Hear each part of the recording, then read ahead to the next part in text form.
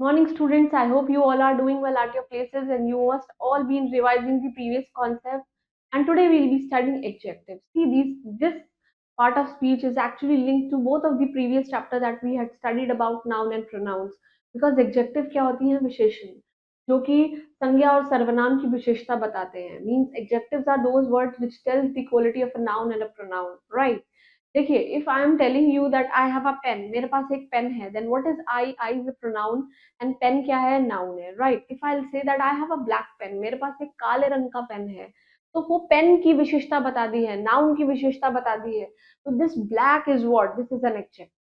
So those words that tells the quality of a noun and a pronoun, they are known as adjectives. Very important, very important. Please make sure that you will do this because this chapter, this okay, whenever we are reading English, whenever we are studying English, please make sure one thing in your mind that nouns and pronouns, they have a relationship between adjectives, right? ये एक part रहता है जहाँ पे हम हमेशा इन तीन parts of speech को पढ़ते हैं because there are 8 parts of speech. Now, if we will study about verb and adverb, right? हम verb और adverb हमेशा एक साथ पढ़ते हैं, right? Then we study about conjunctions and interjections. Basically, not even interjections also, it's prepositions. देखिए, सब कुछ पढ़ने के बाद हम preposition पढ़ते हैं. क्यों पढ़ते हैं हम preposition? क्योंकि preposition इन सबको जोड़ कर रखता है. ये सारी फ्रेमिंग जो सेंटेंस की होती है उन सबके बीच में कहीं ना कहीं प्रेपोजिशन होता है जो हर एक पार्ट्स ऑफ स्पीच के सेंटेंस को फ्रेम करते वक्त कनेक्ट करके रखता है. जैसे कि आई गो टू स्कूल बाय बस, तो ये बाय क्या है, ये बाय प्रेपोजिशन है. और आई क्या है, आई एक प्रोनाउन है. और बस क्या है, ये एक नाउन है. और गो क्या है, वो एक वर्ब है, right. And if I say I go to school by Mercedes car, तो मर्सिडीज क्या है, मर्सिडीज बेसिकली एडजेक्टिव है क्योंकि उसने बता दिया है स्पेसिफिकली कार के क्वालिटी बता दी है, right. And I right neatly, मैं बहुत ही ज्यादा साफ लिखती हूँ. आई क्या है, प्रोनाउन है. राइट क्या है, वर्ब है. और नीटली क्या है, एडवर्ब है क्योंकि ये एडवर्ब वर्ब को क्वालिफाई करती है, राइट. एंड और एक लास्ट में हम पढ़ते हैं इंटरजेक्शन. तो देखिए 3 ये हो गए, 2 ये हो गए, 5 और 3 8 हो गए. This is how we study 8 parts of speech. But इन सबको फ्रेम करने से पहले जो सबसे पहला चैप्टर हम पढ़ते हैं दैट इज सेंटेंसेस. हम हमेशा इन सबको बनाने के लिए सेंटेंस पढ़ते हैं, राइट. फिर सेंटेंस के बाद हम सेंटेंस के अंदर सब्जेक्ट और प्रेडिकेट पढ़ते हैं जिससे कि हम ये फ्रेमिंग कर सके कि क्या कर रहा है क्या बंदा और कौन है वो बंदा जो काम कर रहा है. एंड आफ्टर दैट हम आर्टिकल्स पढ़ते हैं कि हमें कहाँ यूज करना है ए एन और the.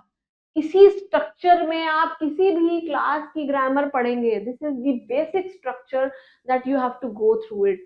That is why I am repeating that whenever we are studying the adjectives, please make sure that you will be revising this noun and a pronoun because each part of speech has a connection with some big part of speech. These adjectives are very important.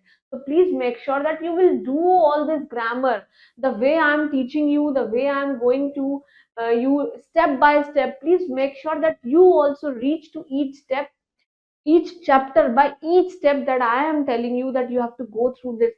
Because if you will study this and if you will study this, then there is no connection between this and you won't be able to recognize the concept. और ये सब पढ़ने के बाद हम ये सब चीजें पढ़ते हैं, जेंडर, राइट. और फिर सिंगुलर प्लूरल हम लोग पढ़ते हैं क्योंकि हमें एस और ई एस लगाना, कहाँ वी ई एस लगाना है, कहाँ आई ई एस लगाना है, कहाँ एस एस लगाना है. ये सब चीजें हम यहाँ से फ्रेमिंग करते हैं.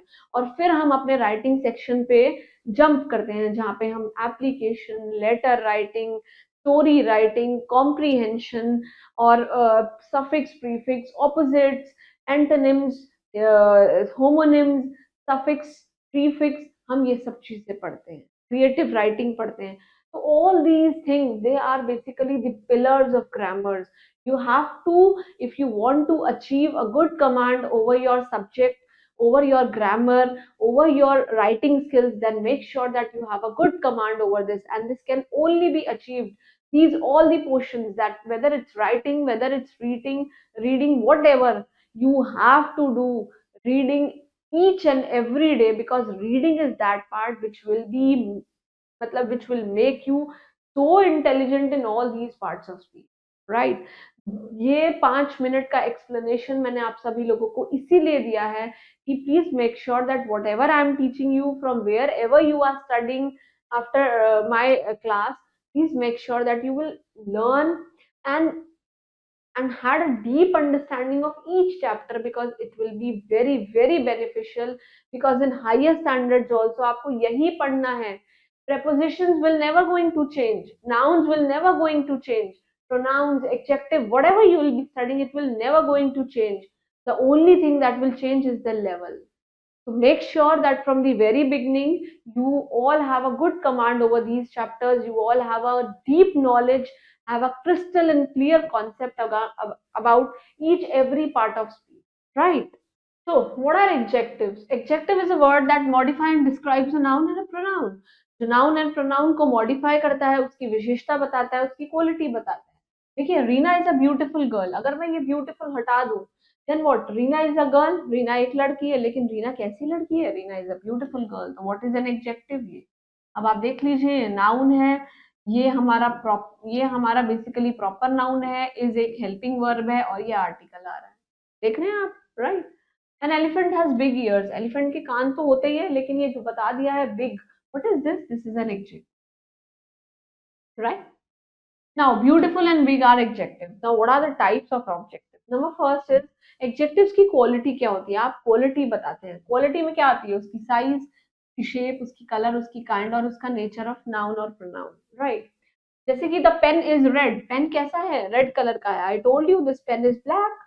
टीना is a fat girl. टीना एक लड़की तो है, but कैसी है? Fat girl है. ये उसकी quality आ गई है. तो ये क्या है? Adjectives of quality.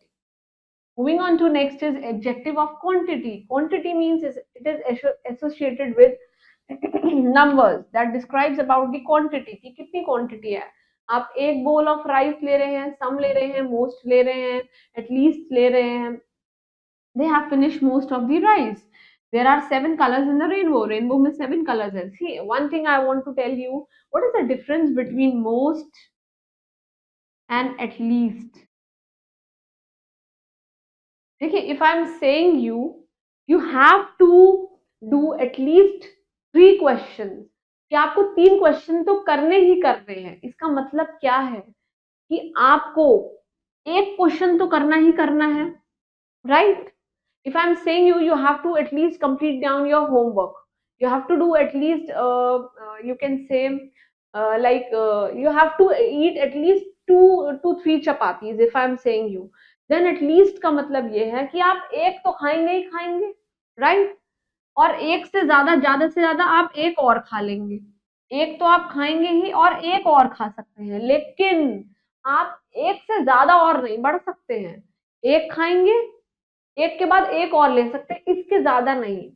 And if I am saying you at most का मतलब होता है एक तो है ही, उससे कम भी हो सकता है, 0 भी हो सकता है, या तो आप एक खाएंगे या फिर आप कुछ भी नहीं खाएंगे. एटलीस्ट का मतलब होता है एक तो आएगा ही आएगा, उसके बाद एक नंबर और ऊपर जंप कर सकते हैं, इससे ज्यादा नहीं जंप, राइट? एट मोस्ट का मतलब होता है एक तो है ही, उससे कम भी हो सकता है. एटलीस्ट का मतलब होता है एक तो है ही, उससे एक और ज्यादा हो सकता है. Please make sure that you all have a brief, matlab you all have a clear concept about this most, at least, इन सब का मतलब क्या होता है. Moving on to the next is demonstrative. Demonstrative क्या होते हैं?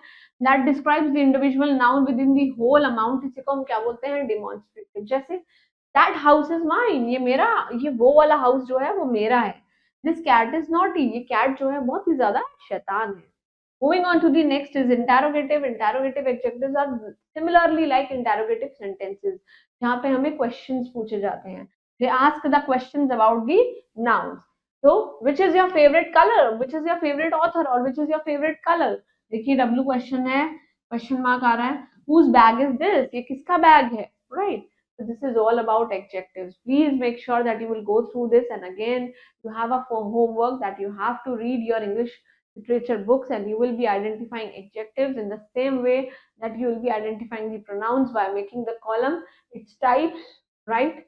That is quality, quantity, demonstrative, right? And this interrogative adjectives. Please make sure that you will do this homework on your own and keep smiling, stay hydrated. Thanks.